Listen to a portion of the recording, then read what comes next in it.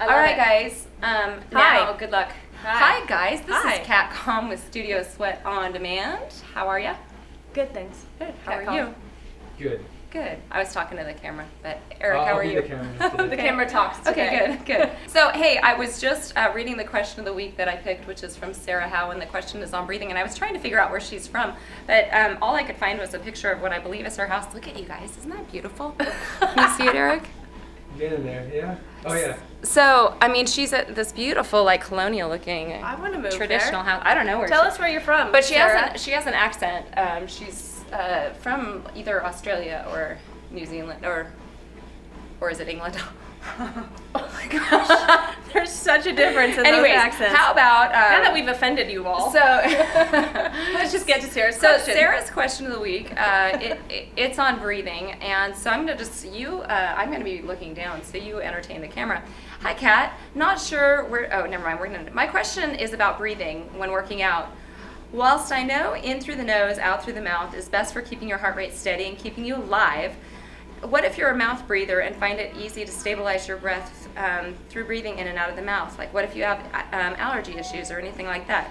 Does or would this change what's achieved during your workouts? It's different. It's no different when I run. I still breathe in and out of my mouth. I'm presuming my body has adapted to this way, but I'm curious if it affects my workouts. That's a long question. It is a long question. It's a good question, though. And I can tell you, and you can empathize with me, because when we teach spin classes, for example, there's not a lot of time to breathe in through the nose and out the mouth. And so I've kind of done the same thing that Sarah's done. I've had to adapt and get that deeper breath in through my mouth because I have so little time to get any oxygen And we're in. trying to talk at the same time. It's really fun. Exactly. It is challenging. There's a lot of instructors that are Studio Sweat on demanders out there, and they can empathize with this as well. But back to your question, I do the same thing often when I run, Sarah. I've just become more comfortable breathing in through my mouth and out my mouth. So I understand that. And I think that really what's important is what you said, keeping that heart rate steady and regular. So if that's what works best for you, I say go with it. Make sure you breathe deep into your abdomen, and the most important part of the breath is the exhale, because the inhale is natural.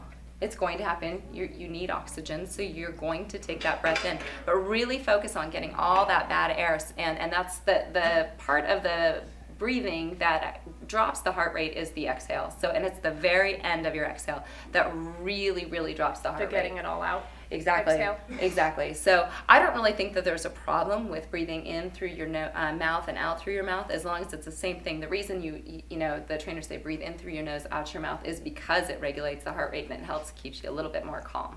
I've noticed too, if I'm on a flat of one of my runs, I'll focus more on my breathing, like trying to make it a point to breathe in through my nose, out through my mouth. Yeah. But if I'm coming off of a hill, I can only mouth breathe because my heart rate's so high. But if I hit my flat, I'll really try to focus on that to bring my heart rate down and to focus on the breathing. That's a good more idea. So, because when I'm after a hill, I'm like wiped out, and it's all I can do to just keep going. So the last thing I'm going to do is focus on my breathing. Yeah, and you don't want to stay in that mouth only breathing.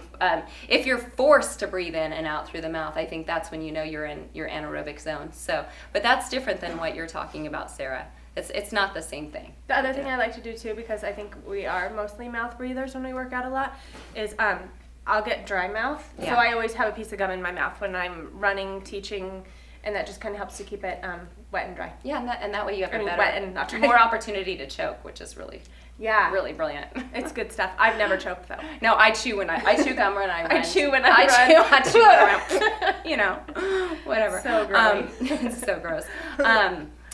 I chew gum when I run also, but that's the only time I chew gum. And that's just because my mouth does tend to get dry because the wind is blowing at me and stuff like that. So it helps me Because you run so fast. Because I run like the wind. Okay, trainer tip of the week. Yes. Real quickly, I want to talk about the Romanian Deadlift, also known as the RDL. All I'm going to do is quickly show you form. Bethany's going to be my model. The Romanian Deadlift is an incredible exercise for your entire body, especially if you add a little shoulder press with it. So that's what I'm going to show you, and I'm going to ask you guys to give these a try because they hit the core, they hit the hamstrings, glutes, quads, you name it, it hits it. So Eric, come on, let's go check it out. All right, you guys, so let's talk about the Romanian deadlift.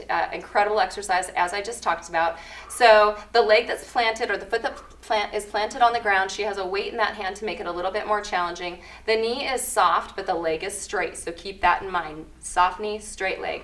So what she's gonna do, and I'm gonna give you a few tips, is she's gonna go ahead and lean forward, keeping that weight right along the leg that's planted. She's reaching that foot for the back wall, and she's squeezing the glute right there. That's gonna be a squeeze, and then she's gonna slowly come up out of it, keeping that weight really close to the leg, and then just for added fun, she'll shoulder press out of it, and then come back down again. So again, things to focus on. Reach that foot towards the back wall, squeeze the glute, and keep that weight right along the leg as you come up and down. One more thing that's really important that'll help you with this exercise is eyes on a target. So always have a focal point that you keep your eyes on the entire time. Squeeze the glute, reach for the back wall, and shoulder press to add the shoulders. All right, very good. Whee, as I fall over. Romanian deadlift. All right, you guys, last but not least, let's talk about what's coming out on Studio Sweat On Demand this week. So we have a speed spin that, it's going to be Brooke's first speed spin. And Speed spin or speed spin sculpt? It's just speed spin. Oh, yeah, does that mean it's extra fast? Later in the month, it's short. Oh. It's shorter. It's an express class, okay. So later this month, actually, Brooke is going to have her first Speed Sculpt download that's going to come out. But as far as tomorrow, you guys look for a speed spin cut. It's a 40-minute blast, and it's got some of Brooke's favorite music, and you guys, you love her music, so that should be really fun. And then later in the week, I think on or about Thursday, most of our releases come out Sunday, Thursday, if you guys haven't noticed. But anyways, on Thursday, I have a spin core class that's coming out, and it will be downloadable, so that'll be really, really fun. Awesome. Yeah, I'm excited. I'm super excited. And your family's coming in right now, so we're gonna wrap this. We're gonna wrap this. All right, you guys, make it a great week. Happy New Year again. See ya.